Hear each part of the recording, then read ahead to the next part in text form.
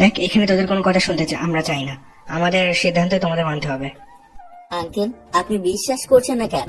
আপনারা যা ভাবছেন আমরা তো কিছুই করিনি। আপনারা সবাই আমাদেরকে সন্দেহ করে চলেছেন। হ্যাঁ আঙ্কেল, ঠিকই বলেছেন। ছেলেটা হঠাৎ করে ওয়াশরুমে ঢুকে পড়ে, আমি তাকে দেখে চিৎকার করে উঠি। জানি জানি, সবই জানি, তোদের বানানো নাটক। তোরা কি করতে চেয়েছিলি আমরা সবাই জানি। এই যে ভাইরা, আপনারা কিছু বলছেন না কেন? এদের বিয়ে দিয়ে দিব নাকি কাজে রেখে দিয়ে আসে নাই এখনো? লোকটার কথা শেষ হতে না হতেই একটা ছেলে কাজীকে ফোন করে শপিং মলে আসতে বলে। এখানে কি হলো কিছু বুঝতে পারতেছেন না তো? তো আসেন আপনাদেরকে বুঝিয়ে নিয়ে আসি। আমি শপিং মলে এসে মার্কেট করছিলাম, হঠাৎ ওয়াশরুমে যাওয়ার জন্য আমি চলে যাই। কোনটা লেডিস ওয়াশরুম আমি সেদিকে তেমন একটা ভ্রুক্ষেপ দেখাই না। যেই ওয়াশরুমের দরজা ঠেলে ভিতরে ঢুকেই একটা মেয়ে আমাকে দেখে চিৎকার দিয়ে ওঠে। ওয়াশরুমের চারপাশে মানুষজন পুরো সব জড়ো হয়ে যায়। আর এমন এমন অবস্থায় তারা সবাই ভাবে আমি আর মেয়েটা অনৈতিক কাজকর্ম করতে গিয়েছিলাম।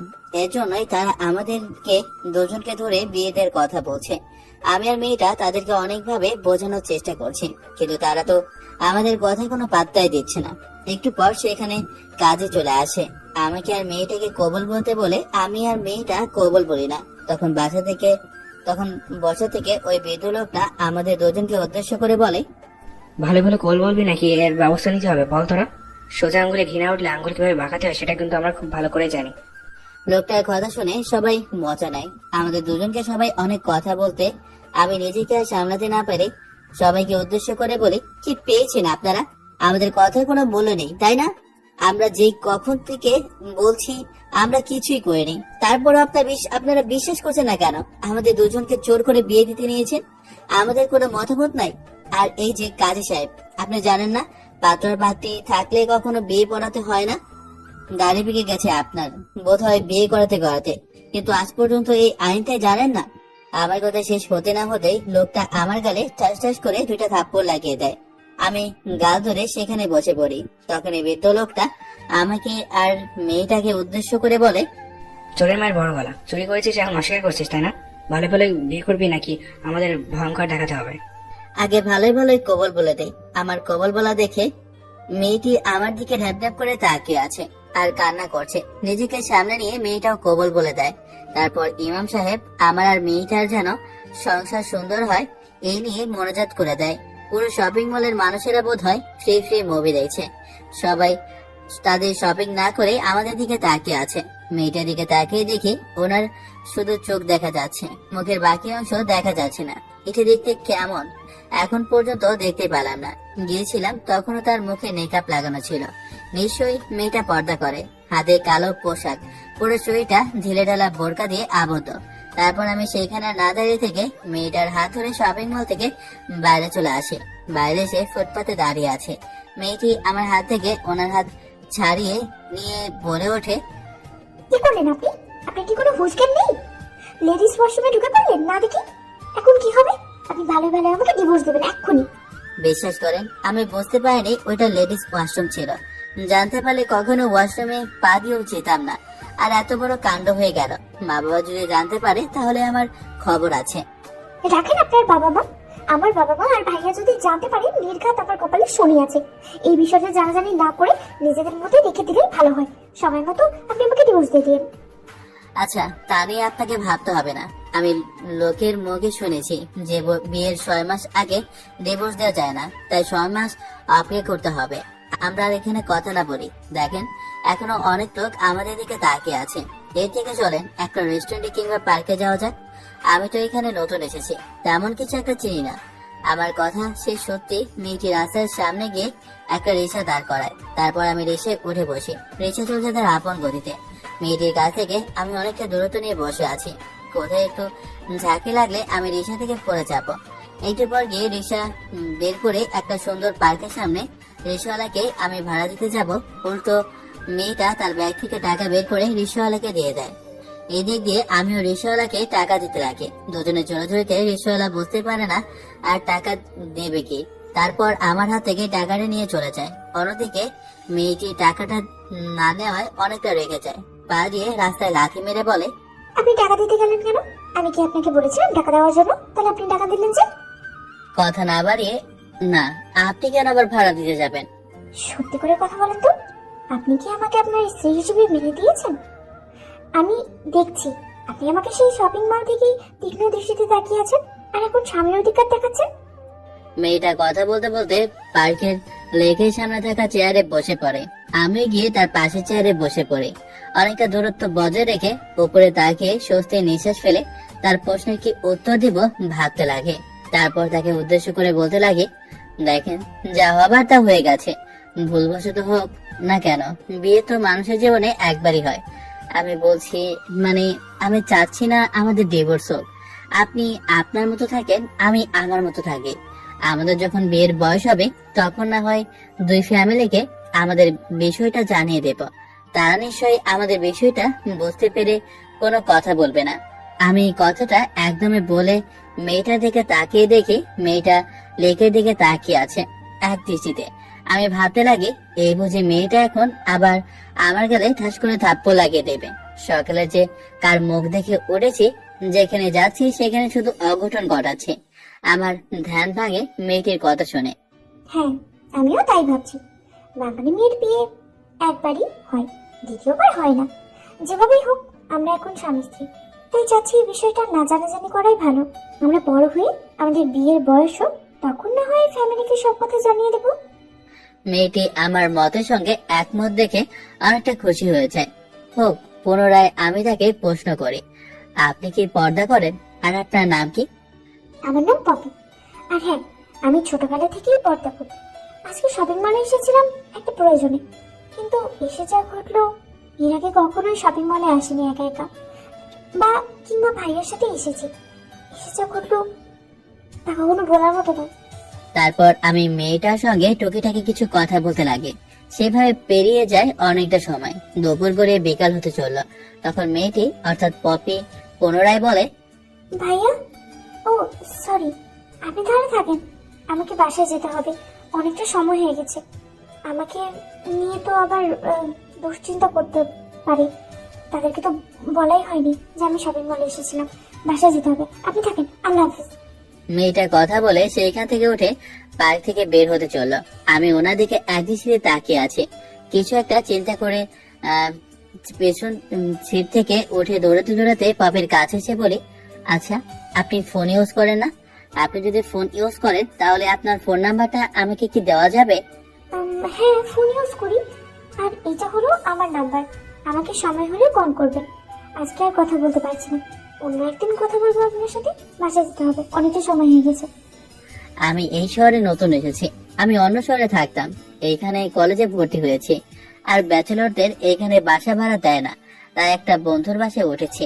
তার মা বাবা আর বোনের জন্য কিছু কেনাকাটা করার জন্য শপিং মলে গিয়েছিলাম। আর গিয়ে যা ঘটলো, মেয়েটির সঙ্গে কথা বলতে বলতে রাস্তায় চলে আসি। তারপর গাড়ির জন্য অপেক্ষা করতে লাগে। একটা রিক্সা আসতেই রিক্সাতে মেয়েটি উঠে চলে যায়। আমি সেদিকে তাকিয়ে আছি, দেখি মেয়েটা রিক্সা থেকে মুখ বের করে আমার দিকে তাকায়। পপির সঙ্গে চোখে চোখ লাগায়। পপি অনেকটা লজ্জা পায়। আমি লজ্জা পেয়ে মাটির দিকে তাকিয়ে থাকি। একটু পর পকেট থেকে ফোনটা বের করে নাম্বারটা সেভ করি জান লিখে। যেভাবেই হোক, এখন তো দুজনে চা মিষ্টি, এই বিষয় চিন্তা থাকতেই হবে। যা হবার তা হয়ে গেছে, তা নিয়ে ভেবে আর লাভ নেই। Past is past. তারপর আমার বন্ধুর নাম্বারে ফোন করি। ফোনে রিং হতে রিসিভ করে ওই পাশ থেকে বলতে লাগে, কিরে, তুই কোথায়? তুই তো এই শহরে কিছুই চিনিস না। তাহলে সেই যে সকালে বাসা থেকে বের হয়েছিস, আর তোকে খুঁজে পাওয়া যাচ্ছে না। ফোন করলাম, এতবার রিং হলো, কিন্তু তুই ফোন রিসিভ করলিও না। তোকে তো নিয়ে চিন্তা হচ্ছে আমার। একটাবার কি ফোন রিসিভ করে বলা যায় না কোথায় আছিলি তুই? আরে থাম থাম, একবারে সব কথা বলবো নাকি? তোদের এই শহরটা অনেক ভালো লেগেছে আমার, তাই বাহির দিয়ে হাঁটতে একটা পার্কে চলে আসি। সেখানে অনেকক্ষণ বসে থাকি। তারপর আমি পার্কের নামটা বলি। কি, পার্কটা তো আমাদের বাসা থেকে অনেকটা দূরে। তুই ওখানে হাঁটতে হাঁটতে গেলি কি করে? কি হয়েছে তোর? সত্যি করে বল, কি সমস্যা হয়েছে আমার কাছে তুই খুলে বল, সমস্যা নেই। আমি ভাবতে লাগি, আদৌ কি সৌরভকে বলা যাবে? না থাক, এখন ওটা না বলি। আরে শালা, কিছুই হয়নি। তোকে কতবার করে বলেছি, হ্যাঁ, এখানে আয়, আমি দাঁড়িয়ে আছি, তুই তোর বাইকটা নিয়ে জলদি জলদি চলে আয়। কথাটা বলে আমি ফোনটা রেখে দেই। এবার আসেন, আপনাদের আমার পরিচয়টা দেওয়া যাক। আমার নাম স্বাধীন শেখ। বাবা মার একমাত্র সন্তান, কিন্তু ছোট একটা বোন আছে। বাবা মা অন্য একটা শহরে থাকে। বাবার ওইখানে একটা ব্যবসা আছে, সেটা দেখাশোনা করে সে। আমি লেখাপড়ার সুবাদে এইখানে চলে আসি। আরটুকু না হয় গল্পের সাথে থাকেন, ঠিকই বুঝতে পারবেন। আপনাদেরকে পরিচয় দিতে দিতে সৌরভ চলে আসে আমার সামনে। তার বাইকটা ব্রেক করতে আমি বাইকে উঠে বসি। তারপর সৌরভ বাইক চালাতে চালাতে বাসায় চলে আসে। বাসায় এসে দরজায় কলিং বেল দিতেই তাদের বাসার কাজের মেয়ে এসে দরজা খুলে দেয়। তারপর আমি আর সৌরভ বাসার মধ্যে চলে যাই। সোফার উপর গিয়ে বসে আছি আর আঙ্কেল আন্টির সঙ্গে টুকিটাকি কিছু কথা বলছে। তখন সেখানে একটা মেয়ে এসে সজীবের বাবার পাশে বসে পড়ে। আমি সেই দিকে একবার তাকিয়ে তার দিক থেকে চোখটা সরিয়ে নিই। অন্যদিকে মেয়েটি আমার দিকে তাকিয়ে অবাক হয়ে তাকিয়ে আছে। নিমেষে তার ধ্যান ভাঙে মায়ের কথা শুনে। কি রে মা, তুই হঠাৎ এখানে আসলি? তুই তো সচরাচর আমাদের সঙ্গে বসে আড্ডা দিস না, ছাড়া কোনো রুমের মধ্যে বসে থেকে লেখাপড়া করিস। আর ওইটা হচ্ছে তোর ভাইয়ের বন্ধু, আমাদের বাসায় থাকবে আজ থেকে। বাবা, তুমি কিছু মনে করো না, আমার মেয়েটা অমনি সবার সাথে আসতে চায় না। আর আসল কথা, ও পর্দা করে সবার সামনে তেমন একটা আসে না। ও বুঝতে পারেনি তুমি এখানে বসে আছো, তাই এখানে পর্দা ছাড়াই চলে এসেছে। তোমাকে দেখতে পেয়ে দৌড়ে চলে যায়। তুমি মনে কিছু করো না বাবা। আন্টি কথা বলে সেইখান থেকে কিচেন রুমে চলে যায়। আমি আঙ্কেল আর সৌরভ তিনজনে আড্ডা দিতে লাগে। আর আমি ভাবতে লাগে মেয়েটার কাছ থেকে নাম্বার নিলাম, বা একবারও ফোন করে জিজ্ঞেস করলাম না সে বাসায় গিয়ে পৌঁছেছে নাকি। তখন সেইখানে আন্টি চা নিয়ে আসে। তারপর আমাকে আর সৌরভকে আর আঙ্কেলকে দিয়ে এগিয়ে দেয়। আমি চা নিয়ে খেতে লাগে। তারপর আরো একটু আঙ্কেল আন্টির সঙ্গে আড্ডা দিয়ে সৌরভ আমাকে নিয়ে উপরে চলে আসে। তারপর একটা রুম দেখিয়ে দেয় আর বলে, শোন, এটা তোর রুম, আর ভুলে ওইদিকে যাবি না। ওইটা আমার বোনের রুম, ও পর্দা করে। তুই ওইদিকে গেলে আর ও যদি তোকে দেখতে পায় তাহলে তোর সঙ্গে খারাপ ব্যবহার করতে পারে। আর আমি জানি আমার বন্ধু মোটেও এমন ছেলে না, তারপরেও তোকে বললাম তুই যেন ওইদিকে না যাস। আর এই যে পাশের রুমটা, এটা আমার। কোনো যদি সমস্যা হয় তাহলে আমাকে বলে দিস, কিংবা ফোন করিস। ওকে? আচ্ছা, বুঝতে পেরেছি। তারপর আমি রুমের মধ্যে চলে যাই। রুমে গিয়ে দেখি সাজানো গোছানো। আমার ব্যাগগুলো দেখে পাশে রয়েছে। ব্যাগগুলো খুলে আলনার মধ্যে জামা কাপড় গুলো রাখতে লাগি। তখন দরজায় কেউ কর্নারে। আমি গিয়ে দরজা খুলে দেখি একটা মেয়ে সুন্দর করে তার মুখ হিজাব বেঁধে রয়েছে। আমাকে সালাম দিয়ে বলে, আপনাকে আব্বু আম্মু নিচে খাবার জন্য ডাকছে, আপনার জন্য সবাই অপেক্ষা করছে, আসেন। কথাটা বলেই সেইখান থেকে মেয়েটা চলে যায়। আমি তার চলে যাওয়ার দিকে অবাক হয়ে তাকিয়ে আছি। স্বাধীন, কি ভাবছিস এগুলো? তুই তো এখন বিবাহিত, এগুলো ভাবা ঠিক মোটেও ঠিক হবে না। আর মেয়েটার কণ্ঠস্বর কেমন যেন চেনা চেনা লাগলো। মনে হয় কোথাও যেন শুনেছি, কিন্তু মনে করতে পারছি না। কিভাবে শুনবো? এর আগে তো কখনো সৌরভদের বাসায় আসলে ওর বোনকে তো আরো চিনিও না, তাহলে কিভাবে? ও গড! কথাটা চিন্তা করতে করতে দরজা আটকে দিয়ে খাবার টেবিলে চলে আসে। চেয়ারে এসে বসে সৌরভের বোন খাবারের প্লেটটা নিয়ে সেখান থেকে উঠে বসার রুমে চলে যায়। তারপর আমি পুনরায় খেতে লাগে, কিন্তু আমার ভালো লাগছে না। আমার জন্য এই বাসার মেয়ে টেবিল থেকে উঠে অন্য জায়গায় গিয়ে খাবে, কেমন দেখায় না? তাই আমি সৌরভকে কেবলই, সৌরভ তুই কিছু মনে করিস না, আমি তোদের বাসায় থাকতে পারবো না, আমাকে একটা ফ্ল্যাটের ব্যবস্থা করে দে। আর আমি টুকিটাকে রান্না বান্না করতে পারি, তাও যদি না পারি তখন না হয় কাজের মেয়ে রেখে নেব। শালা চুপ করবি? তোদের বাসায় আমি 5 বছর ছিলাম, কখনো আমি তো এমন করিনি। আর এখন তুই আমাদের বাসায় এসে বাইরে থাকবি? বাইরে থাকবি বলছিস কেন? এটা কি তোর নিজের বাসা মনে করতে পারছিস না, নাকি তোর খারাপ লাগছে আমাদের এই বাসাটা পছন্দ হয়নি? পছন্দ হবে কি করে?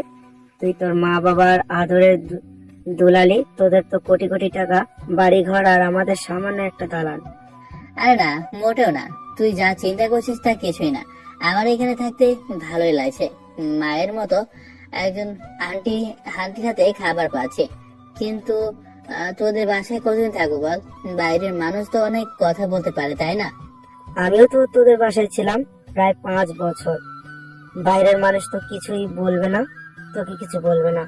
এখন চুপচাপ আমার হাতের ঘুষি না খেতে চাইলে খাওয়া দাওয়া করবি আর কলেজ করবি, আর একটা কথা বলবি না, বুঝলি? আমি সৌরভের কথার উপর আর কোনো কথা না বলে খাওয়া দাওয়া শেষ করে আমার রুমে দরজা লাগিয়ে দিয়ে খাটে বসে ফোনটা হাতে নিয়ে ফোন করি। অন্যদিকে ইনি এখানে কেন? তার মানে এই হলো আমার ভাইয়ের বন্ধু, যার কথা ভাইয়া মাঝে মাঝে আমাদেরকে বলতো। আচ্ছা, কোনোভাবে যদি এমনই জেনে যায় আমি তার বিয়ে করে স্ত্রী, সে তো আমাকে ওই দিন দেখেনি, মুখে মেকআপ রাখা ছিল, এই কারণে যদি কোনোভাবে জেনে যায় তাহলে কি হবে? না না বাবা, এত কিছু ভেবে লাভ নেই, যা হবার তা তো হবে, কিন্তু আমি তাকে আমার পরিচয় কখনো দেবো না। দেখি উনি বুঝতে পারে কিনা। আমি কতগুলো ভাবছিলাম, তখন ফোন ভাইব্রেট হতে লাগলো। ফোনটা হাতে নিয়ে দেখি একটা রং নাম্বার। ভাবছি ফোনটা রিসিভ করবো কি করবো না, কানের কাছে ধরতেই ওপাশ থেকে একটা মিষ্টি কণ্ঠে বলতে লাগে, আসসালামু আলাইকুম। সালাম দিলাম, বাট ওই পাশ থেকে কোনো আনসার পাচ্ছি না। হয়তো বা মেয়েটা আমাকে চিনতে পারছে না, তাই আমি পুনরায় বললাম, আমি স্বাধীন। আমি ভুল না বললে আপনি পপি, তাই তো? চিনতে পারছি। তা এতক্ষণ পরে ফোন করলেন যে? বলেছিলাম না বাসায় গিয়ে ফোন করার কথা, কিন্তু এত দেরি করলেন যে ফোন করতে? আপনার ফোন নাম্বারটা আমার কাছে ছিল না যে আপনাকে ফোন করে আমি আপনার সম্পর্কে জানতে চাইবো। আই এম এক্সট্রিমলি সরি, কিছু মনে করবেন না। হ্যাঁ, আরে কি বলছেন এগুলো? মনে করো মানে? আসলে আমি অনেক আগেই বাসায় এসেছিলাম। আপনাকে তো আগেই বলেছিলাম আমার বাসা অন্য শহরে। এখানে একটা বন্ধুর বাসায় উঠেছি লেখাপড়ার সুবাদে, তাই বাসায় এসে তাদের সঙ্গে আড্ডা দিয়েছিলাম। আপনার কথা তেমন একটা মনে ছিল না, রুমে আসতেই আপনার কথা মনে আসে, তাই ফোন করলাম। বাই দ্য ওয়ে, আমি কিন্তু আমার সালামের উত্তরটা এখনো পাইলাম না। ওয়ালাইকুম আসসালাম। খাওয়া দাওয়া করেছেন আপনি? হ্যাঁ, আপনি? তারপর ববির সঙ্গে আরো অনেকক্ষণ কথা বলতে লাগে। কথা বলতে বলতে রাত যখন 12টা বেজে যায়, তখন আমি তাকে উদ্দেশ্য করে বলি, অনেক রাত হয়ে গেছে, এখন আপনি ঘুমান। অতিরিক্ত রাত জাগলে আপনার আবার সমস্যা হবে। কথাটা বলেই ববিকে আরো কিছু কথা বলে ফোন রেখে পাশে ঘুমিয়ে পড়ি। পরের দিন সকালবেলা ঘুম ভাঙিয়ে ফোনের ভাইব্রেশনের শব্দে ফোনটা হাতে নিয়ে দেখি পপির নাম্বার থেকে ফোন রিসিভ করে আমি কানের কাছে ধরতেই ওই পাশ থেকে বলতে লাগে, এখনো বুঝি পরে পরে ঘুমাচ্ছে? বাপের কথা শুনে আমি তড়িঘড়ি করে শোয়া থেকে উঠে বসি। ফোনের ঘড়ির দিকে তাকিয়ে দেখি সকাল 5টা বাজে। বুঝলাম না এর আবার কি হলো, এত সকালে ফোন করেছে কেন। তাই আমি তাকে প্রশ্ন করি, তা এত সকালে ফোন করে ঘুম ভাঙানোর কারণটা কি জানতে পারি? হ্যাঁ পারেন। এখন সোজা ওয়াশরুমে যাবেন, ফ্রেশ হবেন, তারপরে উজু করে সোজা মসজিদে চলে যাবেন নামাজ পড়ার জন্য। আমি এখানে তো কিছু চিনি না, মসজিদ কোথায় তাও জানি না, এখন কি করে মসজিদে যাব বলেন? আপনার বন্ধু আছে না, তার কাছে যান, তাকে ঘুম থেকে উঠে দুজনে মিলে নামাজ পড়তে চলে যান। হ্যাঁ, তুমি ঠিক কথা বলেছো, তাহলে এখন ফোনটা রাখি, পরে না হয় তোমার সঙ্গে কথা বলবো। কথাটা বলে আমি ফোন রেখে দিয়ে সোজা ওয়াশরুমে চলে যাই। ফ্রেশ হয়ে অজু করে রুম থেকে বের হয়ে তারপর চিনতে পারি না কোনটা সরে বেরো, ডানেরটা নাকি বামেরটা। তারপর আমি ডানের দিকে গিয়ে দরজা করা নাড়ি। অনেকক্ষণ পর দরজা খুলে পেছন করে তাকাতে তো আমি অবাক হয়ে যাই। আমি যা নিজের চোখে নিজে বিশ্বাস করতে পারছি না, একটা মেয়ে কখনো এত সুন্দর হতে পারে। তখন বসার রুমে দেখেছিলাম, বাট তেমন একটা বুকে মুখ দেখায়নি। আবছা আবছা আলোয় যেন তার মুখ থেকে রোশনি নির্গত হচ্ছে। আমাকে দেখে মেয়েটি দরজা লাগিয়ে দিয়ে চলে যায়।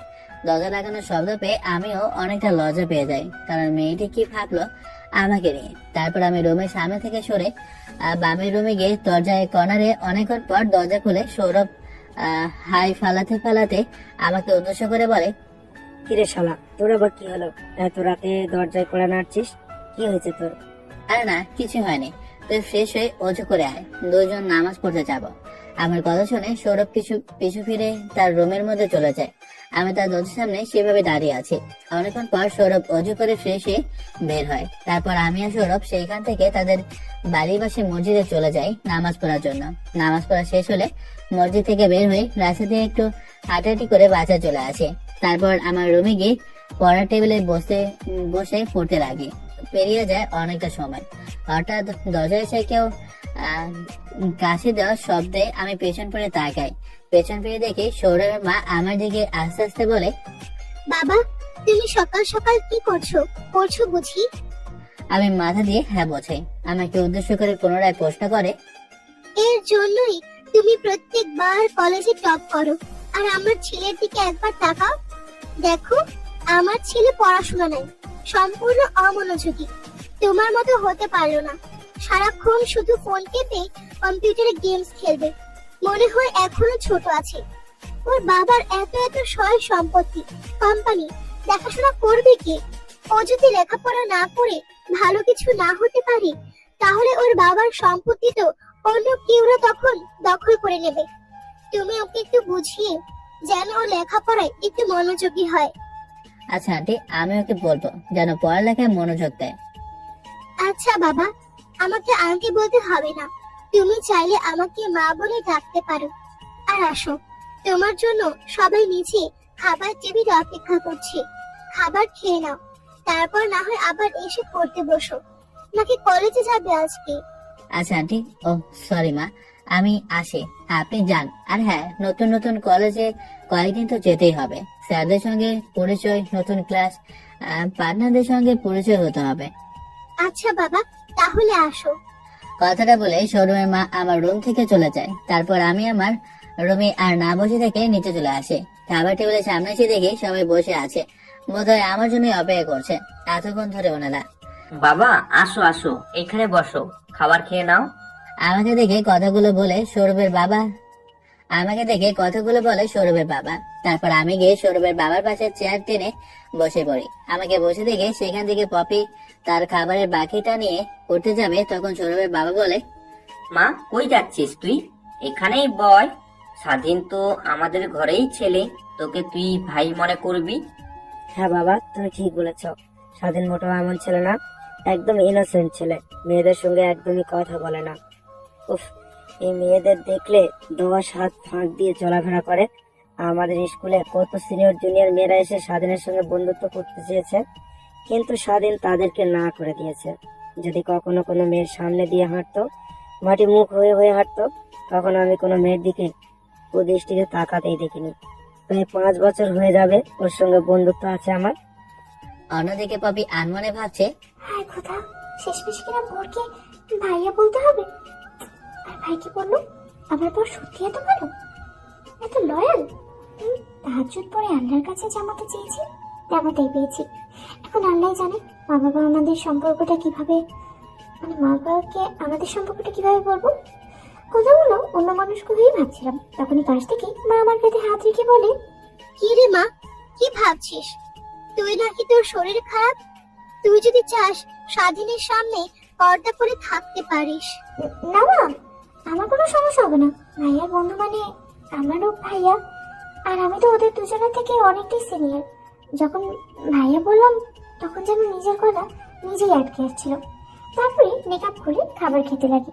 খাবার খাওয়ার এক পর্যায়ে আমি আমার কিউট জুনিয়র বরটার দিকে তাকিয়ে দেখি সে মন দিয়ে খাবার খাচ্ছে। পাশে যদি সুনামি হয়ে যায় সেদিকেও যেন তার কোনো ভ্রুক্ষেপ নেই। আমার খাওয়া শেষ হতেই আমি মুখ তুলে যে তাকাই, অমনি দেখি সৌরভ বোন আমার দিকে ড্যাব ড্যাব করে তাকিয়ে আছে। তার তাকানো দেখে আমি যেন অবাক হয়ে যাই। পর্দা পরিহিত মেয়েরাও কি লজ্জা হয়, এমনটাই ভাবছিলাম। আমার ভাবনা শেষ ঘটে কাশি আসে। তারপর পাশ থেকে পানির গ্লাস নিয়ে ঢকঢক করে পানি খেতে লাগে। অন্যদিকে আমার কাশি আসায় সৌরভের বোনেরও ধ্যান ভেঙে যায়। তারপর মন দিয়ে খাবার খেতে লাগে। আমি খাওয়া দাওয়া শেষ করে বাসার রুমে গিয়ে টিভিতে খবর দেখছিলাম।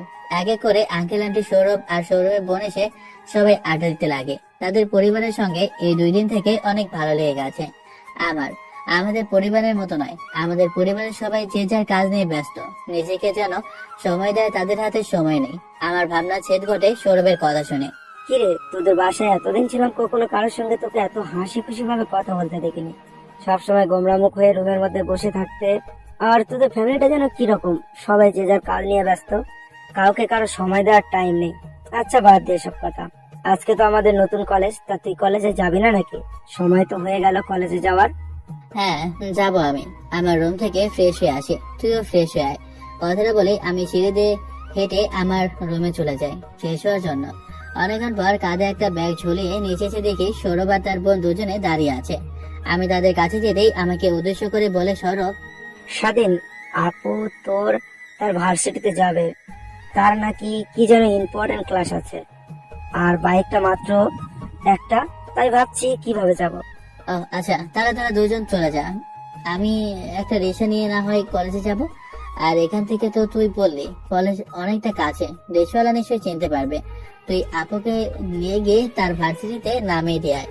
অন্যদিকে তলে তলে যে আমাকে একজন আমার 14 গোষ্ঠী উদ্ধার করছে সেই দিকে আমার প্রক্ষেপে নেই। চুপ বেটা, বান্দর বেটা, জীবনে কখনো মিথ্যে কথা বলিনি। ওনাদের সঙ্গে ভার্সিটিতে যাব, তার জন্য মিথ্যে কথা বললাম। আর তিনি নাকি বলছেন অন্য রিক্সা নিয়ে যাব। আর কি বললাম? আমাকে আপু বলো না? তাই না? একটা বর যদি আমার সম্পর্কে জানতে পারে না, তাহলে কি হবে? তুমি নিজেও ভেবে দেখতে, বুঝতে পারবে না। শুধু অপেক্ষায় আছি কখন তোমাকে বলবো আমি তোমার বউ। আরে না, রিক্সা নিয়ে যেতে হবে না। তুই তো বাইক চালাতেও পারিস না।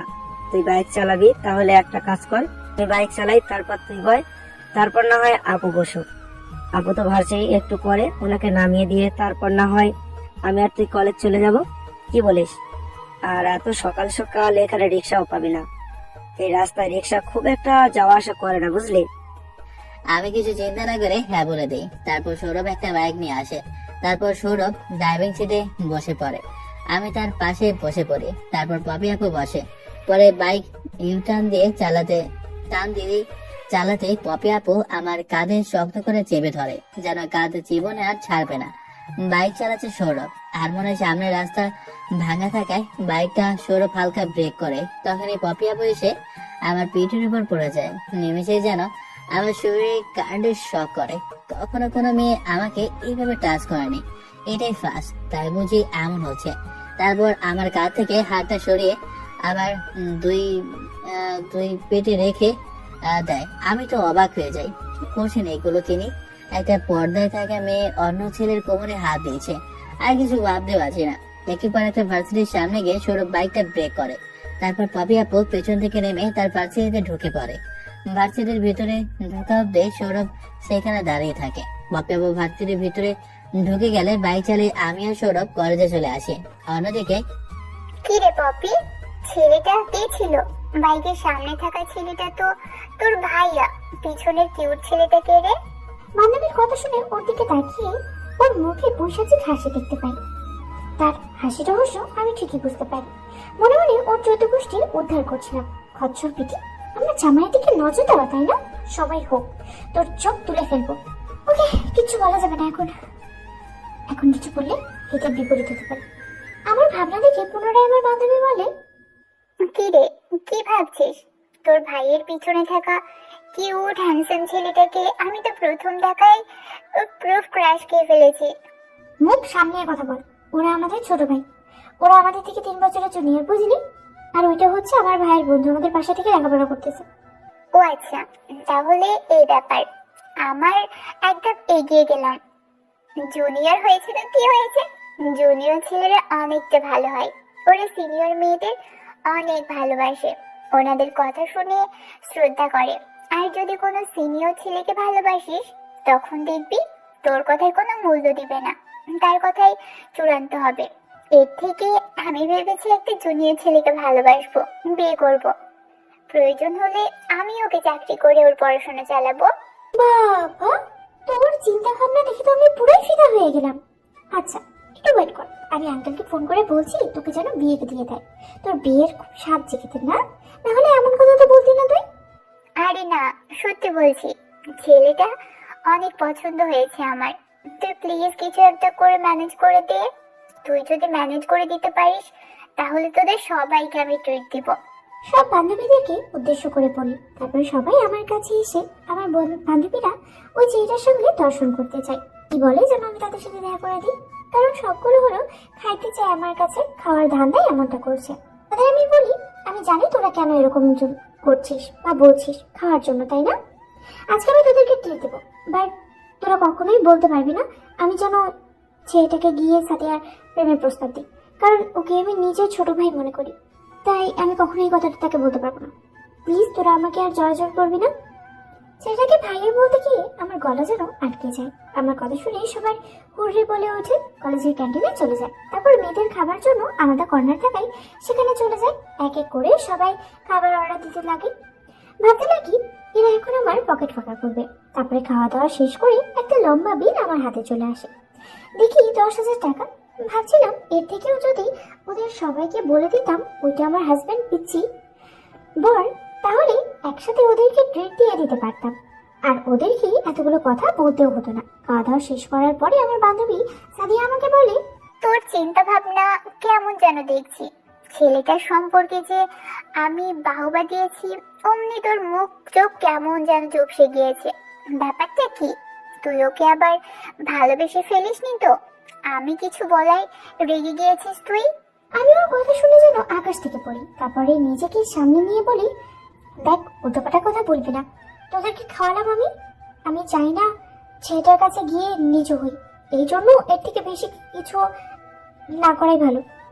ওকে আমার ভাই সৌরভের মতো ছোট ভাই হিসেবেই মনে করি। এই কথাটাই যেন মনে থাকে। 1-2 বছর পর আবার যেন এই কথা নড়চড় না হয়। কথাটা বলে আমরা সব বান্ধবীরা হেসে ফেলি। তারপর পপি সেখানে আর না দাঁড়িয়ে থেকে ক্যান্টিন থেকে রাগ দেখে বেরিয়ে যায়। পেছন থেকে ওর বান্ধবীরা অনেক করে ডাকতে লাগে, কিন্তু পপি শব্দ কিছুই দেয় না। ভার্সিটির বাইরে সে রিসার জন্য অপেক্ষা করতে লাগে। একটু পর রিসা পেয়ে যায়, তারপর সোজা বাসায় চলে যায়। অন্যদিকে আমি কলেজে এসে বাইকটা পার্কিং লটে রেখে সামনের দিকে তাকিয়ে হাঁটতে লাগে। হঠাৎ একটা মেয়ে এসে সৌরভকে জড়িয়ে ধরে। আমি তো ওর দিকে বড় বড় করে তাকিয়ে আছি। মেয়েটি বা কে, আর ওকে অমন করে জড়িয়ে ধরলো কেন, কিছুই বুঝতে পারছি না। সবকিছু যেন আমার মাথার উপর দিয়ে যাচ্ছে। কিছুক্ষণ পর সৌরভকে নিজের কাছ থেকে ছাড়িয়ে আমাকে দেখিয়ে বলে, লামিয়া, এটা হচ্ছে আমার বন্ধু, যার বিষয়ে এর আগেও তোমাকে অনেক কথা বলেছি। এইটাই আমার বন্ধু। সৌরভের কথা শেষ হতে না হতেই লামিয়া নামের মেয়েটা আমার দিকে হাত বাড়িয়ে দেয়। আমি তার হাতের সঙ্গে হাত মিলিয়ে হ্যান্ডশেক করছি না দেখে মেয়েটা অনেকটা লজ্জা পেয়ে যায়। তারপর পরিস্থিতি স্বাভাবিক করার জন্য সৌরভ বলতে লাগে, আরে ও মেয়েদের সঙ্গে কথা বলে না, অনেকটা লাজুক আর স্বাধীন। এটা হচ্ছে আমার গার্লফ্রেন্ড। মানে তোর গার্লফ্রেন্ড কোথা থেকে আসে? তুই তো আজকে নতুন কলেজে আসলি আমার সঙ্গে, তুই তোর গার্লফ্রেন্ড জোগাড় করে ফেললি একদিনে কিভাবে? আসলে ওর সঙ্গে আমার সম্পর্কটা স্কুল জীবন থেকে তোকে কখনো বলা হয়ে ওঠেনি। ওই এখানে পড়াশোনা আর আমি তোদের শহরে গিয়ে পড়াশোনা একই কলেজে ভর্তি হই। ও আচ্ছা, তাহলে এই ব্যাপার। তারপর তিনজন মিলে আরো অনেক কথা বলে সেইখানে আর না থেকে ক্লাসরুমে চলে যায়। ক্লাসরুমে গিয়ে বসতে একটু পর স্যার চলে আসে। সৌরভকে দেখে স্যার তার কাছে এগিয়ে এসে বলতে লাগে, বাবা সৌরভ, কেমন আছো তুমি? অনেকদিন পর তোমাকে দেখলাম। সে যে 5 বছর আগে লামিয়ার সঙ্গে বাসায় এসেছিলে, আর তো বাসায় আসলে না। লামিয়াকে তোমার কথা অনেক জিজ্ঞেস করতাম, বলতো তুমি নাকি অন্য এক শহরে গেছো লেখাপড়া করার জন্য। আঙ্কেল, আমাদের এখানে ভালো কোনো স্কুল না থাকায় গিয়েছিলাম। আচ্ছা, মনোযোগ দিয়ে ক্লাস করো আর লেখাপড়া মনোযোগী হও, ঠিক আছে? আর যাওয়ার সময় তুমি আমার রুমে গিয়ে একটু আমার সঙ্গে দেখা করে যাও, তোমার সঙ্গে প্রয়োজনীয় কিছু কথা বলার আছে। আচ্ছা আঙ্কেল, যাওয়ার সময় আমি আপনার সঙ্গে দেখা করে যাব। তারপর স্যার গিয়ে মন দিয়ে ক্লাস করাতে লাগে। আমরা মনোযোগ দিয়ে ক্লাস করতে পারি। এক এক করে প্রত্যেকটা স্যার এসে সবার এক এক করে পরিচয়, কোন ভার্সিটি থেকে এসেছে সেগুলো জিজ্ঞেস করছিল। সে আমার পাশে, তো তখনই স্যার আমাকে জিজ্ঞেস করলো। আমি বললাম সিরাজগঞ্জ জেলায় প্রত্যেকটা স্কুলের মধ্যে নাম্বার 1 স্টুডেন্ট ছিলাম আমি। আমার জিপে দেখে সবাই হা হয়ে আমার দিকে তাকিয়ে থাকতো। আসলে পড়াশোনায় অনেক ভালো হয় সিরাজগঞ্জ জেলায় সব স্কুলের মধ্যে আমি নাম্বার 1 হয়েছিলাম। আমার এই কথা শুনে সব স্যার আমাকে বাবা দিতে লাগলো। এক এক করে ক্লাস শেষ করে প্রত্যেকটা স্যার চলে যায়। টিফিন পিরিয়ড হলে ক্লাসরুম থেকে বের হয়ে আমি, সৌরভ আর লামিয়া তিনজনে মিলে ক্যান্টিনে চলে যাই খাবার খাওয়ার জন্য। এখানকার নুডলসটা অনেক ভালো হয়। আমি বাবার সঙ্গে দেখা করতে আগে যখন কলেজে আসতাম, সর্বপ্রথম আগে এই ক্যান্টিন থেকে আমি নুডলস খেয়ে তারপর বাবার সঙ্গে দেখা করতাম। একবার খেয়ে দেখো, প্রেমে পড়ে যাবে। লামিয়ার কথা অনুযায়ী ক্যান্টিনে নুডলস অর্ডার দেয়। তারপর তিনজনে আড্ডা দিতে লাগে। একটু পর একটা ওয়েটার এসে আমাদের খাবার দিয়ে চলে যায়। তারপর আমরা খাওয়া দাওয়া শেষ করে অনেক বাকি ক্লাসগুলো করায় ভালো না লাগায় সবাই সিদ্ধান্ত নেই ক্যান্টিন থেকে বের হয়ে একটা গাছের নিচে বসে অনেকক্ষণ তিনজনে আড্ডা দিতে লাগে। আমার যেন কেমন ভালো লাগছিল তাদের সঙ্গে আড্ডা দিতে। অনেক সময় পার হয়ে যাওয়ায় সেখানে না দাঁড়িয়ে থেকে বাসার উদ্দেশ্যে রওনা দিই। তখন সৌরভ বলে, তোরা দুজন এখানে একটু ওয়েট কর, আমি গিয়ে আঙ্কেলের সঙ্গে কথা বলি আসি, দেখি আঙ্কেল কি বলে। কি আর বলবি? তোর আর আমার বিয়ের বিষয় নিয়ে তোর বাবা মার সঙ্গে কথা বলবি। এর জন্য তোর বাবা মাকে আমার বাসায় ডাকবে বাবা, এর জন্যই তোকে রাখছে। আরে মিনমিন করে কি বলছিস কি তুই? কিছুই তো বুঝতে পারছি না। আরে না, কিছুই না। দেখ বাবা গিয়ে তোকে কি বলে শুনেই আয়। তারপর সৌরভ আমাদের মাঝ থেকে উঠে চলে যায়। আমি পকেট থেকে ফোনটা বের করে আমার বউকে ফোন করবো কিনা করব সেটা ভাবছি, তখন লামিয়া পেছন থেকে বলতে লাগে, মেইন নাম্বার পপি না, ফোন করবেন করবেন কি করবেন না এটাই ভাবছেন নিশ্চয়। গার্লফ্রেন্ড হয় আপনার? আমি মেয়েটার কথা শুনে হকচকিয়ে যাই। সে দেখলো কিভাবে, নিজেকে সামনে নিয়ে বলতে লাগে, না ভুল ভাবছেন, আমার গার্লফ্রেন্ড না, জাস্ট ফ্রেন্ড হয়। ভাবছি ফোন করব কি করব না, ও আবার ক্লাসরুমের মধ্যে আছে কিনা। ও আচ্ছা, তা ভাইয়া আপনি আপনাদের জেলা রেখে এখানেই কলেজে ভর্তি হলেন কেন? তার অনেক বড় কাহিনী আছে। আমাদের জেলায় ভালো কলেজে আছে, বাট আমি সেখানে ভর্তি হইনি, কারণ সৌরভ এখানে চলে আসবে আর আমি একা একা কলেজে ক্লাস করব কি করে। আর আমি অতি সহজে কারোর সঙ্গে বন্ধুত্ব করতে পারি না, আর তাই এখানে চলে আসি। দুজন একসঙ্গে কলেজে লেখাপড়া করতে পারবো। আর আসল বিষয় হচ্ছে আমার বাবা মা আমাকে একদমই সময় দেয় না, তারা সব সময় কাজ নিয়ে পড়ে থাকে। তাই আমি তাদেরকে বোঝাতে চাই যে তাদের কাছে আমি না থাকলে তাদের কতটা কষ্ট লাগে। ও আচ্ছা, তাহলে এই ব্যাপার। আমি লামিয়া টুকিটাকি কিছু কথা বলছিলাম, নিজে নিজে ভাবছি আমি একটা মেয়ের সঙ্গে এমন ফ্রেন্ডলি ভাবে কথা বলছি কি করে। সেখানে কোনো মেয়ের সঙ্গে কথা বলতে গিয়ে আমার হাত পা কাঁপে। তো আনমনে ভাবছিলাম। অন্যদিকে সৌরভকে স্যারের দরজায় কড়া নাড়তেই স্যার তাকে রুমের ভেতরে প্রবেশ করতে বলে। রুমের মধ্যে গিয়ে সৌরভ দাঁড়াতে স্যার অর্থাৎ লামিয়ার বাবা বলতে লাগে, বাবা, তোমাকে এখানে ডাকার একটা বিশেষ কারণ আছে, যা এখন তোমাকে বলতে চাই না। তুমি একটা কাজ করবে, আজকে গিয়ে তোমার মা বাবাকে বলো কালকে যে আমার বাসায় তারা আছে, তাদের জন্য অপেক্ষা করব। কখন আসবে তোমরা আমার বাসায়, লামিয়াকে ফোন করে সময়টা বলে দিও। আচ্ছা, আজকে বাবা মাকে গিয়ে বলবো আপনার বাসায় যেন আপনার সঙ্গে দেখা করতে যায়। কথাটা বলেই আমি আঙ্কেলের কেবিন থেকে বেরিয়ে আসি।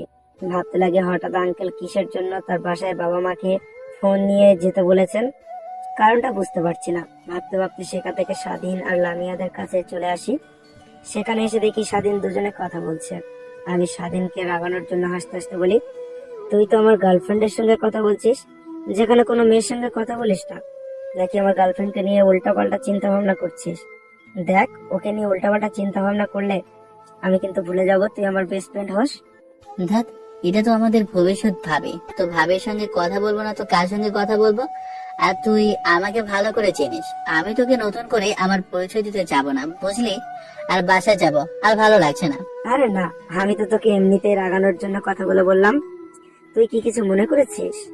আর না, এমনিতেই ভালো লাগছে না, অনেক মাথা ব্যথা করছে। হঠাৎ করে কিছু হলো, বোধহয় অনেক জ্বর আসবে, চল বাসায় যাই। তারপর সেইখানে আর না দাঁড়িয়ে থেকে সৌরভ লামিয়াকে বিদায় দিয়ে পার্কিং লটে এসে গাড়ি বের করে বাসার উদ্দেশ্যে বেরিয়ে যায়। বাইকটা নিয়ে গিয়ে সৌরভ তার বোনের ভার্সিটির সামনে ব্রেক করে। তার বোনকে ফোন করে সৌরভ বলে, আপু, তোমার ভার্সিটির সামনে অপেক্ষা করছি, স্বাধীনের মাথা ব্যথা করায় বাসায় যাচ্ছি। তুমি কি বাসায় যাবে? তাহলে চলে আসো। আরে না, বাসায় চলে এসেছি অনেকটা আগে। তুই আর তোর বন্ধু বাসায় চলে আয়। আর শোন, দেখে শুনে আসবি। তুই যেভাবে বাইক চালাস, কখন জানি নিজের ক্ষতি করে ফেলিস। সকালে তোর বাইক চালানো দেখে আমি অনেক ভয় পেয়ে গিয়েছিলাম। নিজের কথা চিন্তা না করে বাবা মার কথা চিন্তা করে একটু নিজের আওতার মধ্যে বাইকটা চালাস। কথাটা বলে পাপি ফোন কেটে দেয়। সৌরভ পুনরায় বাইক স্টার্ট দিয়ে বাসার উদ্দেশ্যে রওনা হয়। বাইক চলছে তার আপন গতিতে। আমি শহরটা উপভোগ করতে থাকি। আসলে আমাদের এলাকাটা অনেকটা গ্রাম, বাট সৌন্দর্য শহর ঢাকা হয় অনেক বড় বড় বাড়িঘর, টাউন অর্থাৎ ক্যাপিটাল অফ দা বাংলাদেশ বলে কথা। বড় বড় দালান করে তো হবে, বড় বড় কোম্পানি থাকবে, এইটাই তো কথা। একটু পর বাসার সামনে এসে সৌরভ বাইকটা ব্রেক করে। আমি বাইক থেকে নামতেই সৌরভ বাইক পার্কিং লটে রেখে আমাকে নিয়ে বাসায় চলে আসে। কলিং বেল দিতেই কাজের মেয়ে এসে দরজা খুলে দেয়। তারপর তাকে বাস খাটিয়ে আমি আর সৌরভ যে যার রুমে গিয়ে ফ্রেশ হয়ে নেই। আমি আমার রুমে গিয়ে ওয়াশরুমে গিয়ে গোসল করে নেই, শরীরটা যেন পাতলা হয়। এর জন্য গোসল করে রুমে আসতেই আমার শরীরটা কাঁপুনিতে উঠেছে, বোধহয় অনেক মাথায় জ্বর আসবে। তারপর আমি খাটে গিয়ে শুয়ে পড়ি। খাটে গিয়ে শুয়ে পড়তে ঘুমিয়ে পড়ি। বিকেলের দিকে ঘুম ভাঙে আমার মাথায় কারো উষ্ণ ছোঁয়া অনুভব করাতে। আমি চোখ মিলিয়ে টিপ টিপ করে তাকিয়ে দেখি পপি আপু আমার তাকানো দেখে তিনি তার চোখ মুছে নাই। আমি কিছুই বুঝতে পারি না। তার দিকে তাকাতেই পপি আপু বলে, পিছে কি এমন করেছিস? গায়ে এত পরিমাণে জল নিয়ে চলে এসেছিস যে? মা তোমার কোনো সারা শব্দ না পেয়ে তোমার রুমে আমাকে পাঠায়। তোমাকে দেখার জন্য। এসে দেখি তুমি ঘুমের রাজ্যে। তোমার কাছে গিয়ে কপালে হাত রেখে দেখি অনেক মাত্রার জ্বর। তারপরে মায়ের কাছে যেতেই মা বলে আমি তোমাকে যেন জলপট্টি দিই মাথায়, তাহলে তোমার গায়ে জ্বরটা আর থাকবে না। তাতে যদি জ্বর না কমে তোমাকে ডাক্তারের কাছে নিয়ে যাবে বলেছে। না আপু, ডাক্তারের কাছে নিয়ে যেতে হবে না, এখন অনেকটা সুস্থ আছি, চিন্তা করতে হবে না আমাকে নিয়ে। চিন্তা করবো না কেন? হঠাৎ করে গায়ে জ্বর চলে এসেছে, যদি কোনো কিছু হয়ে যায় তখন কি করবো আমি? আমি আপুর কথার আগামাথা কিছু বুঝে উঠতে পারছি না। তার দিকে প্রশ্নসূচক দৃষ্টি নিয়ে বলি, মানে? আমার কথা শুনে যেন পপি নিজেকে সামলে নিয়ে বলে, আরে আই মিন, তোমার বাবা মাকে কি জবাব দেবো? তোমার যদি 19 থেকে 20 হয় তাহলে এই জন্য চিন্তা করছিলাম তোমাকে নিয়ে। থ্যাংক ইউ আপু আমাকে নিয়ে ভাবার জন্য। এখন আপনি যান, আমি অনেকটা সুস্থ আছি। আর কোনো প্রয়োজন হলে আমি আপনাকে ফোন করব। আপনার নাম্বারটা আমাকে দিয়ে যান তো। তারপর পপি আপু একটা নাম্বার বলতে লাগে। আমি তার নাম্বার শুনে তার দিকে র্যাপডাপ করে তাকিয়ে আছে। লাস্টের 2টা অক্ষর বলতে যাবে তখন নিজেকে সামনে নেয় সে। তথ্যমতো খেয়ে পুনরায় বলতে লাগে, আরে না, নাম্বারটা তো নষ্ট হয়ে গেছে অনেকদিন আগে। নতুন সিম নিয়েছি, নাম্বারটা ঠিক মনে নেই। তুমি একটু ওয়েট করো, আমি আমার রুম থেকে ফোন নিয়ে আসছি। কথাটা বলে আপু আমার রুম থেকে দৌড়ে চলে যায়। আমি তার ভাব লক্ষণ চলাফেরা দেখে অবাক হয়ে যাচ্ছি, আর আজকে তার নাম্বার বলার ধরনটা দেখে আরো অবাক হয়ে যাচ্ছি। আপুর নাম্বারের সঙ্গে আমার বইয়ের নাম্বার তো হুবহু মিল, প্লাস 2টা অক্ষর বলতে গিয়েও থেমে গেল। যে কি ভাবছি এগুলো আমি, হয়তো এইটা মিরাকেল। আমার এমন ভাবনার মাঝে আবু তার ফোন নিয়ে আমার রুমে চলে আসে। খাটের পাশে বসে মাথা থেকে জলপট্টিটা নিয়ে বাটির ভিতর ভেজিয়ে পুনরায় আমার মাথায় জলপট্টি দিতে লাগে, আর আমার ফোনটা আমার হাত থেকে কেড়ে নিয়ে বলে, লক খুলে দাও, আমি আমার নাম্বারটা সেভ করে দিচ্ছি তোমার ফোনে। আমি লক খুলে দিতেই আপু ফোন টিপতে লাগে। আমি চোখ বুজে ঘুমানোর চেষ্টা করি। এখন শরীরটা ব্যথা অনুভব হচ্ছে। তখন আপু আমাকে মারতে লাগলো। ফোনটা হাতে নিয়ে তো আমি অবাক হয়ে যাই, বুঝতে পারছি না তার ওয়ালপেপারে আমার পিক, মানে কখন আমার ছোটবেলায় তুলেছে পিকচিটা, বুঝতে তো পারলাম না। তারপরে কল লিস্টে গিয়ে চেক করতে লাগি কোনো মেয়ের নাম্বার আছে কিনা। কল লিস্টে গিয়ে দেখি মা, বাবা, ফ্রেন্ড, আঙ্কেল, আন্টি আর একটা কারোর নাম্বার নেই তার ফোনে, শুধু আছে মাই ওয়াইফ লেখা। নাম্বারটা ভিতরে ঢুকে দেখি আমার নাম্বার। তারপরে সৌরভ যে বলেছিল কথাগুলো তার সবই হুবহু মেনে যাচ্ছে। আমার স্বামীটা অনেক মেয়েদের থেকেই দূরে থাকে, কপাল গুনে পেয়েছে থাকে। আমার ভাবনায় ছেদ ঘটে আমার পিচি বলার কথা শুনে। আপু কি করছে? নাম্বারটা তো সেভ করা হয়নি, ফোনটা দেন তো, একটু আব্বু আম্মুর সঙ্গে কথা বলবো। তারপর আপু আর একটু পর ফোনটা আমার দিকে এগিয়ে দেয়। ফোনটা হাতে নিয়ে দেখি তার নাম্বারটা সেভ করে দিয়েছে আপু লিখে। শোনো, তোমার কোনো যদি সমস্যা হয় আমাকে কিংবা সৌরভকে ফোন করো। কথাটা বলে আপু আমার রুম থেকে বেরিয়ে যায়। আপু রুম থেকে বেরিয়ে যেতে আমি আমার বউকে ফোন করি। অনেক মিস করছিলাম তাকে, অনেকটা কথা মনে পড়ছিল তার। ফোন করতে তৎক্ষণাৎ ফোন রিসিভ করে বোধহয় ফোনের পাশে ওয়েট করছিল আমি কখন ফোন করব তাকে। ফোন রিসিভ করে ওই পাশ থেকে বলতে লাগে, অন্যদিকে ফোন হাতে রুমের দিকে যাচ্ছি, তখন ফোন ভাইব্রেট করতে লাগবে।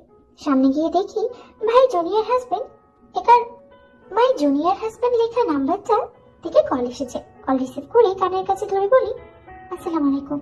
এতক্ষণ পর আমাকে মনে পড়লো আপনার?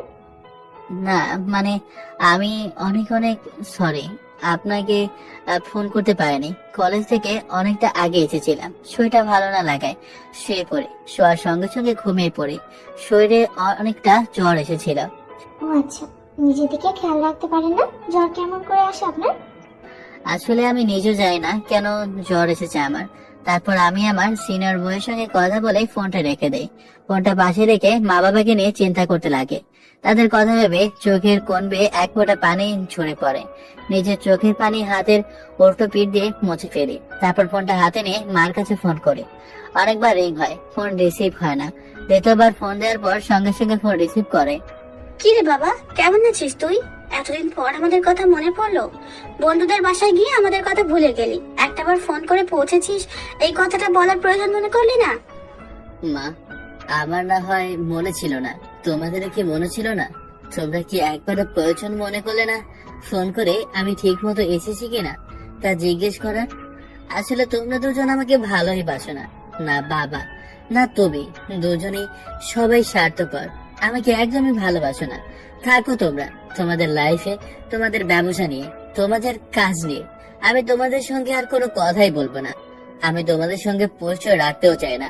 তোমরা যার জন্য এত কিছু করেছো, দিন শেষে সেই যদি সবকিছু না নিতে রাজি হয়, তখন কি করবে?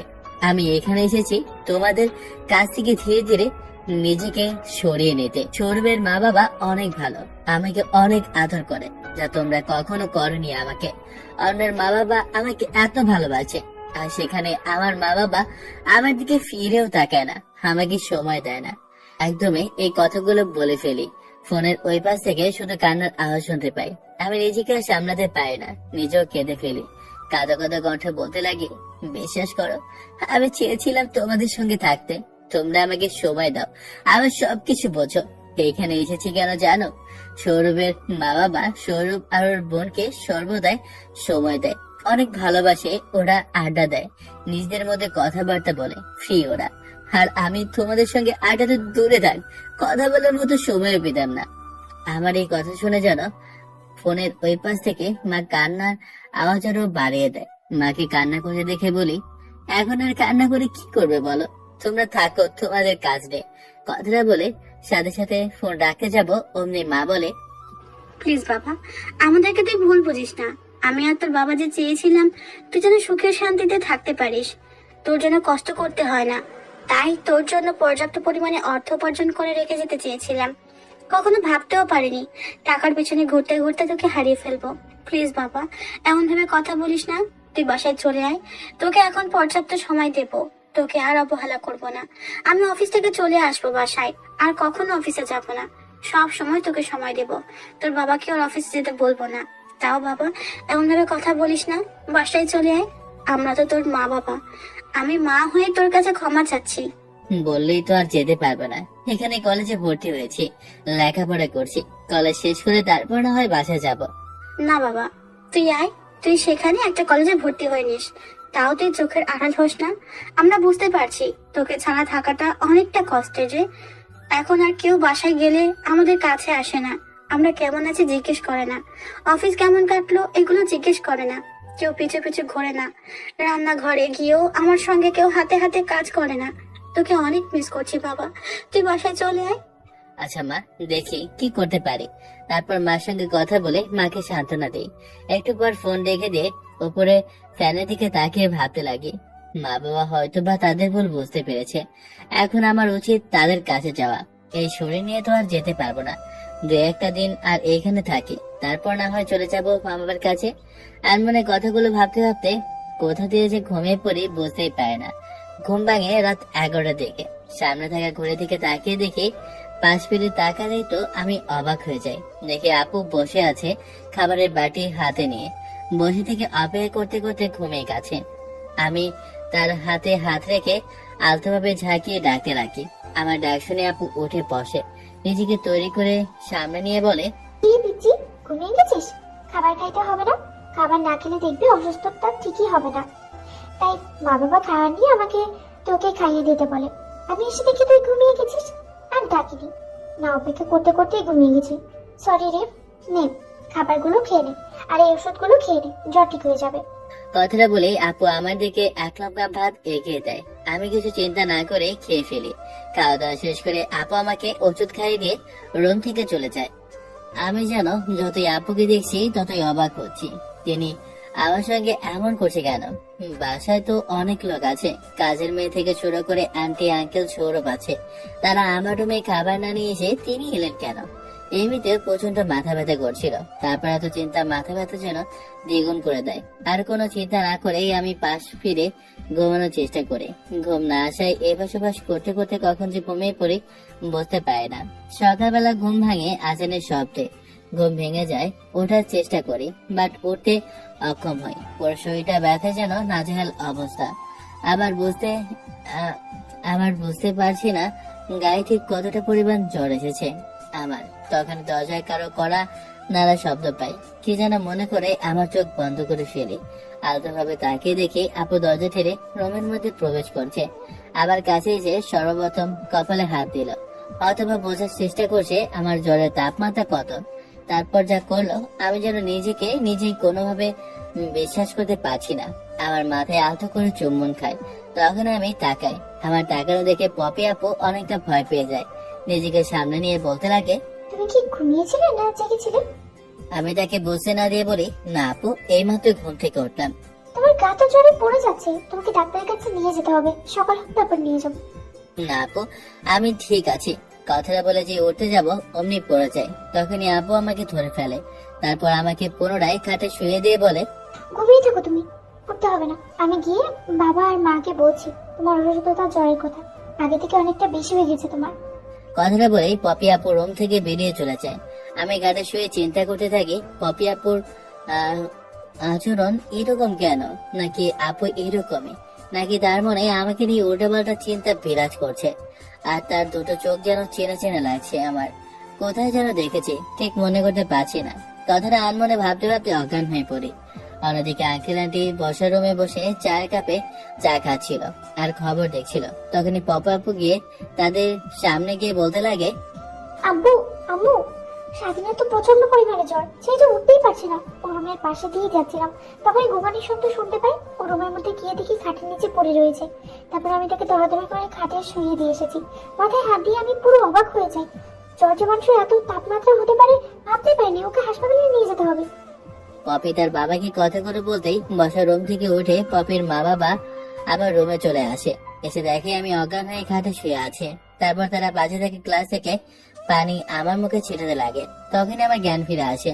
মিট মিট করে তাকাতেই আঙ্কেল আমাকে দেখে বলে, বাবা আসো আসো, এখানে বসো, খাবার খেয়ে নাও। মা, কই যাচ্ছিস তুই? এখানেই বয়। স্বাধীন তো আমাদের ঘরেই ছেলে, তোকে তুই ভাই মনে করবি? তোমার এতটা জ্বর একবার আমাকে বলার প্রয়োজন মনে করলে না? তোমার যদি কিছু হয়ে যেত তখন তোমার বাবাকে কি জবাব দিতে হবে বলো? বাদ দেও সেসব কথা। এখন কেমন লাগছে তোমার? আর মা পপি, তুই ওকে একটু জলপট্টিতে, তাহলে জ্বরটা নিয়ন্ত্রণে আসবে।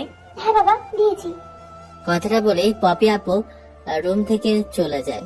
অন্যদিক থেকে আঙ্কেলের বলার কথাগুলো আমার মাথার উপর দিয়ে যাচ্ছে। কালকে রাতে আপু তো বললো আঙ্কেল নাকি আমার অসুস্থতার খবর শুনতে পেয়েছে আর তাকে পাঠিয়েছে আমাকে খাবার খাওয়ার জন্য। তাহলে কি আপু আমাকে মিথ্যা বললো? কেন মিথ্যা বললো? আপুর কাছ থেকে জানতে হবে আমাকে সবকিছু। কথাগুলো আর মনে মনে ভাবছিলাম চোখ বন্ধ করে। তখনই কপালে ঠান্ডা অনুভব করে তাকিয়ে দেখি পপি আপু পাশে বসে থেকে আমার কপালে জল ফুটে দিয়েছে আর আমার দিকে ছোট ছোট দৃষ্টিতে তাকিয়ে আছে। তার চাহনির মধ্যে কেমন যেন একটা মায়া লেগে আছে। তার মায়া যেন আমি ধীরে ধীরে কাবু হয়ে যাচ্ছি। আর তার দুটো চোখ চেনা চেনা লাগছে, বাট চিনতে পারছি না কোথায় যেন দেখেছি। আমার চাহনি দেখে পপি তার হাতের পৃষ্ঠ দিয়ে চোখ মুছে ফেলে। আমি বুঝতে পারি না আপু কি কান্না করছিল। কেন এবার কান্না করবে সে? আমি তার কি হই যে সে কান্না করছে? না, এত চিন্তা করে কাজ নেই। যা আবার হবে পরে, সুস্থ হয়নি আগে, তারপর আপুকে জিজ্ঞেস করব সে কেন এরকম ব্যবহার করছে আমার সঙ্গে। সেভাবে পেরিয়ে যায় দিনটা। বিকেলের দিকে সৌরভ আমার রুমে এসে আমার পাশে মাথায় হাত রেখে বলতে লাগে, শোন, কালকে তো স্যার আমাকে বলেছিল আমি যেন আমার বাবা মাকে নিয়ে তার বাসায় যাই, তো সেখানে যাচ্ছি। বাট তোর যে অবস্থা, তোকে তো সেখানে নিয়ে যেতে পারবো না। তোর যে জ্বর, যেন হাত আর কিছু রেখে দিলে ফসকা পড়ে যাবে। বাসার কাজের মেয়ে আছে, তারা তো খুব একটা টেক কেয়ার করতে পারবে না, তার কারণে আপুকে রেখে গেলাম। কোনো কিছু দরকার হলে আপুকে বলবি, সে এনে দেবে। আর শোন, আর একটা কথা, আমাদের ফিরতে ফিরতে অনেক রাত হতে পারে, চিন্তা যেন করিস না। আপু তো তার রুমে সেই দুপুর থেকে দরজা লাগিয়ে দেওয়া আছে, খুলছে না।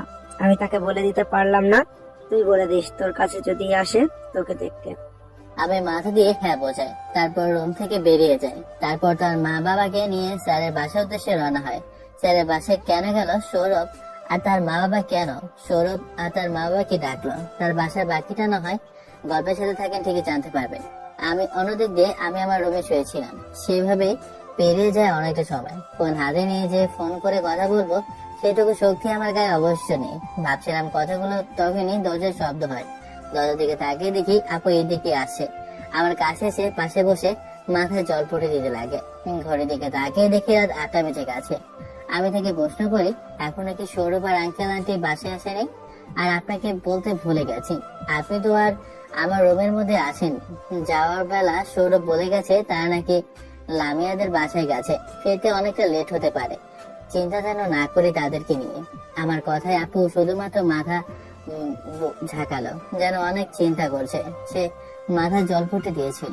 আমি যেন নিজের মধ্যে নেই, গা পা এমনিতে নাড়াচাড়া করতে পারতেছি না, নিজের শরীর যেন নিজে আর কন্ট্রোল করতে পারছি না। আমার আর কোনো কিছু মনে নেই। মিটমিট করে চোখ মিলে তাকিয়ে দেখি ঘর আলোকিত হয়ে আছে। বুঝতে পারছি না এখন দিন নাকি রাত। ফোনটা হাতে নিয়ে দেখি সকাল 7টা বাজে। তড়িঘড়ি করে শোয়া থেকে উঠতে যাব, তখন মাথা আর শরীরটা অনেকটা ভার অনুভব করি। শরীরে ঠিক আগের মতো তেমন একটা জ্বর নেই। উঠতে যাব তখনই খাটে ভেজে গেছে অনুভব করি। সেদিকে তাকিয়ে দেখি ফোঁটা ফোঁটা রক্ত পড়ে আছে।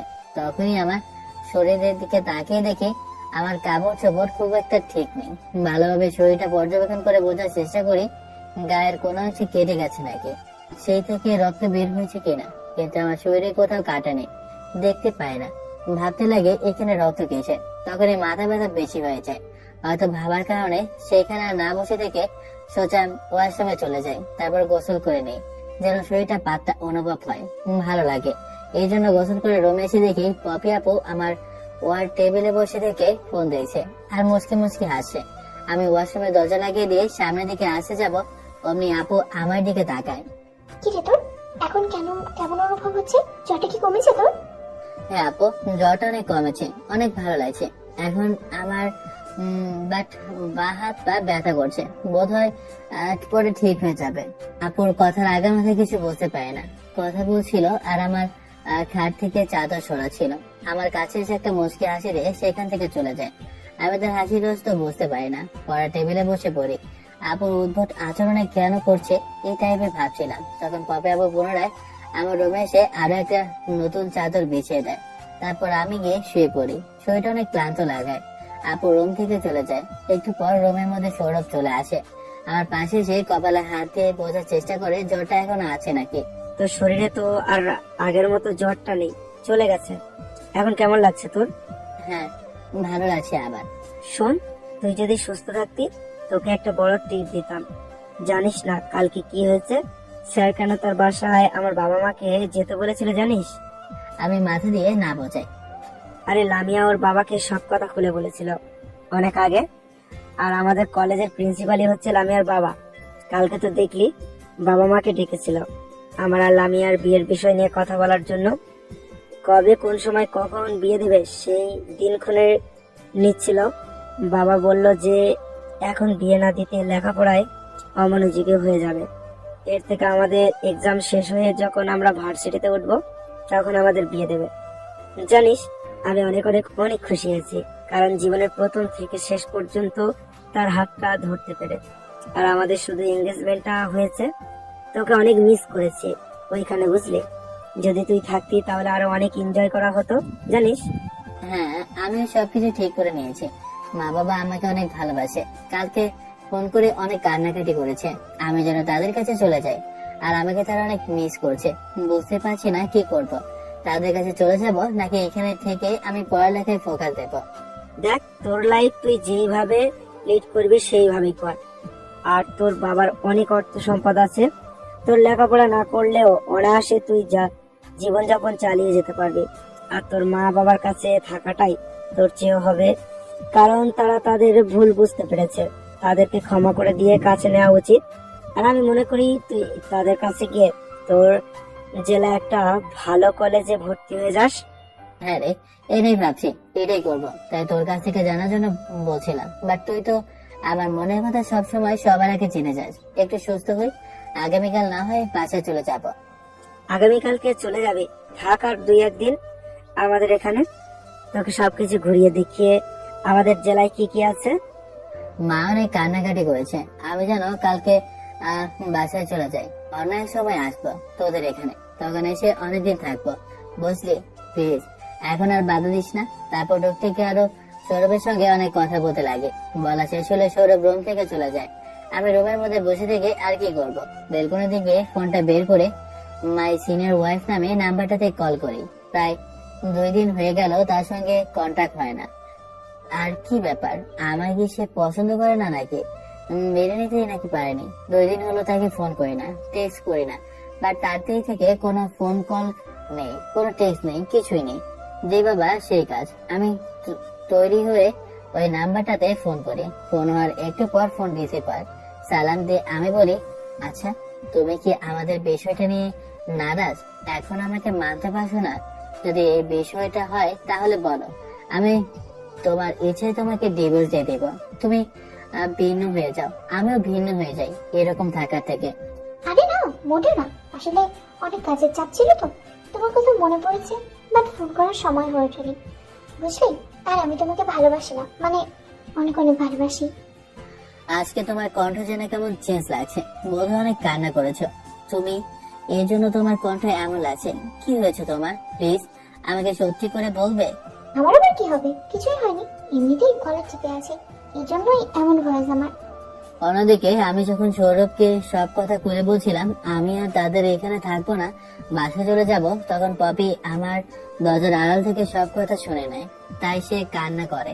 আমাকে আর দেখতে পারবে না, আমাকে আর কেয়ার করতে পারবে না, আর তার চোখের সামনে দেখতে পারবে না, এটা ভেবে কান্না করছিল সে। তখনই আমি তাকে ফোন করি, আর রিসিভ করে ঢুকতে ঢুকতে আমার সঙ্গে কথা বলতেছে। অন্যদিকে আমি সিনিয়র বয়ের সঙ্গে কথা বলে মোট অনেক ভালো লাগে। রমিকে আমার সব ব্যাগপত্র গোছাতে লাগে।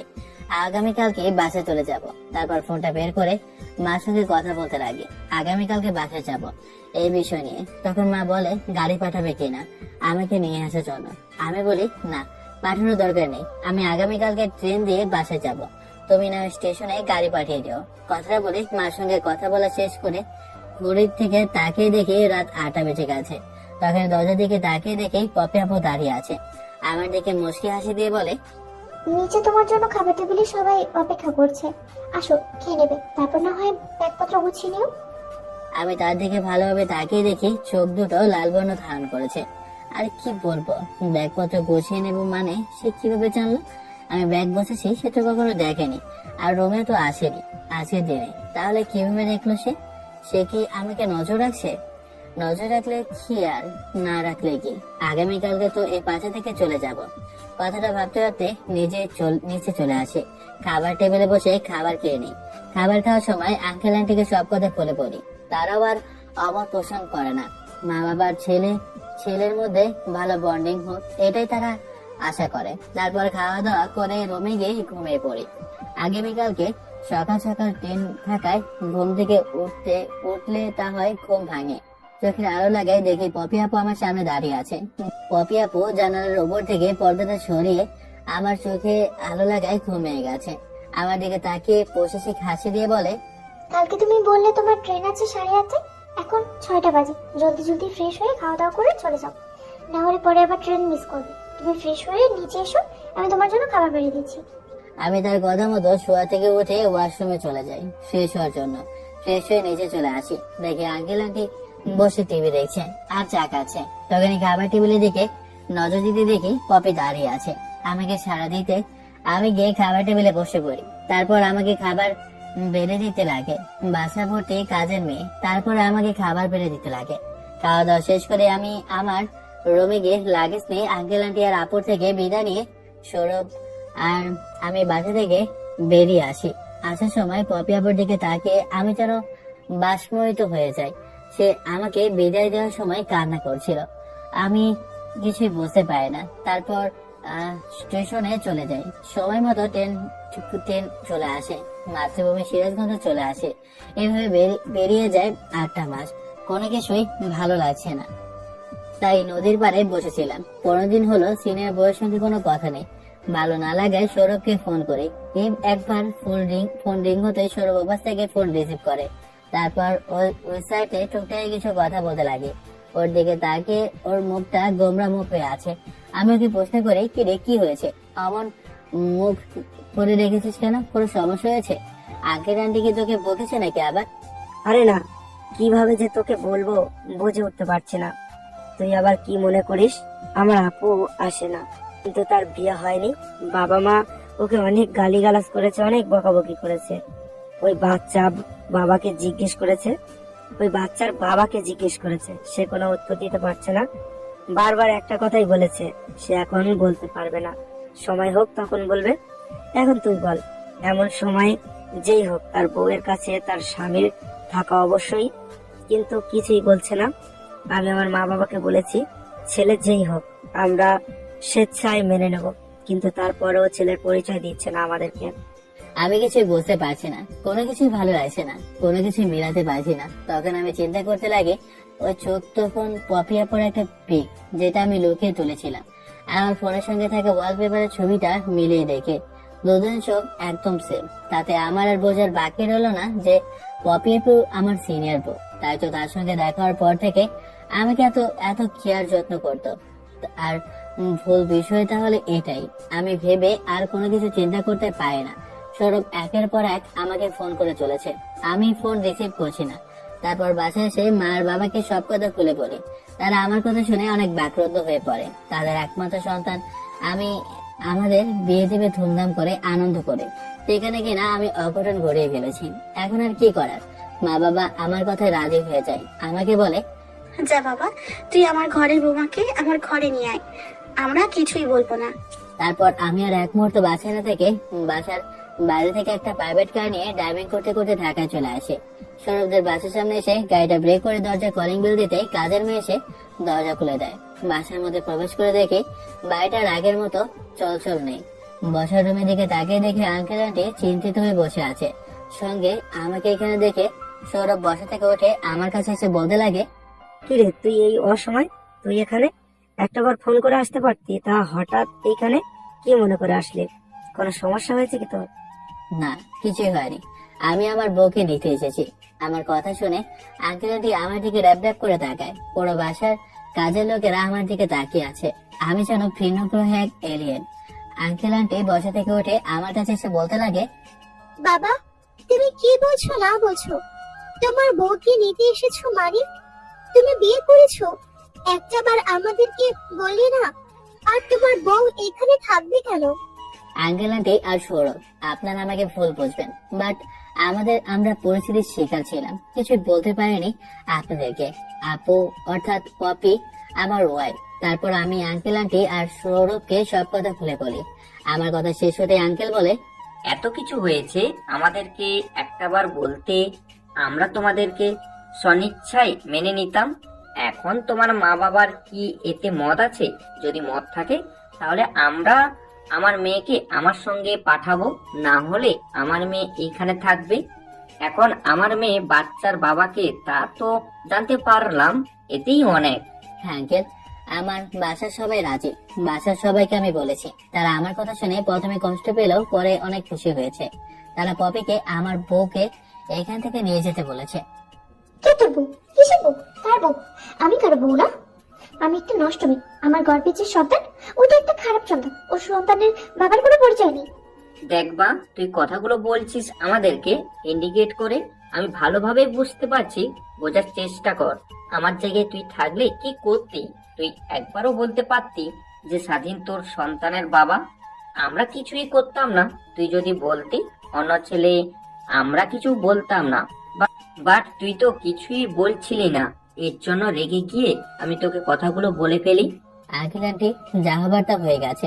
আর বউ তোমাকে বলছে, মা বাবা যা করে ভালোর জন্য করে। হয়তো রেগে বলেছে তোমাকে, তা তো অনেক ভালোবাসে। এখন এত কথা না বলে তোমার রুমে গিয়ে গোছগাছ করে নাও, আমরা আমাদের বাসায় যাব। তবে সেখান থেকে নড়ছেও না চড়ছেও না। আমি ওর হাত চেপে ধরে তার রুমে চলে যাই। আলমারি থেকে তার কাপড় চোপড় বসে ব্যাগে রাখতে লাগে।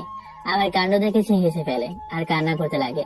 এটা সুখের কান্না। তারপর আমার হাত থেকে ওর কাপড় ফেলে দিয়ে আমাকে জড়িয়ে ধরে বলতে লাগে, আমার জুনিয়র বোনটা এতটা সাহসী কি করে হতে পারে? এখানে তোমার কিছু হয়ে যাবে বলে আমি কিছুই বলছি না, অন্যদিকে তুমি কিভাবে তোমার ফ্যামিলিকে জানিয়ে দিলে? ওয়েট, তুমি কিভাবে জানতে পারলে আমি তোমার স্ত্রী? তারপর আমি সিনিয়র বউকে সব কথা খুলে বলি। তারপর আঙ্কেল আন্টির কাছ থেকে বিদায় নিয়ে ড্রাইভিং করতে করতে বাসায় চলে আসি। মা বাবার সঙ্গে পপির পরিচয় করে দেই। মা বাবা পপিকে দেখে অনেক খুশি হয়। তখন বাবা হাসতে হাসতে বলে ওঠে, আনতে এসেছিলাম বৌমা, সঙ্গে নাতিও আসছে। বাবার কথা শুনে বাসায় থাকা সবাই হাসতে লাগে। তারপর সিনিয়র বউকে আমার রুমে নিয়ে যায়। ভালোভাবে দেখিয়ে দেই রাতের বেলা। খাওয়া দাওয়া শেষ করে রুমে গিয়ে খুব হাসি খুশি পপি আমার বুকের উপর শুয়ে আছে, আমার চুলে হাত বুলে দিচ্ছে। তখন ওকে বলতে লাগে, আচ্ছা আমি জানি তোমার গর্ভে যে বাচ্চা ওটা আমার, বাট কখন কি করে আমি তো কিছু বুঝতে পারছি না। আরে জুনিয়র বর, তুমি তোমার মধ্যে থাকলে তো জানতে পারবে। তুমি যে অসুস্থ হয়ে পড়েছিলে জ্বরে, সেদিন রাতে আমার সাথে জোর করে না থাক আর বল, লজ্জা পাচ্ছি আমি। ওরে আমার লজ্জাবোধের সিনিয়র বউ, তার মানে খাটে রক্ত ছিল এটা।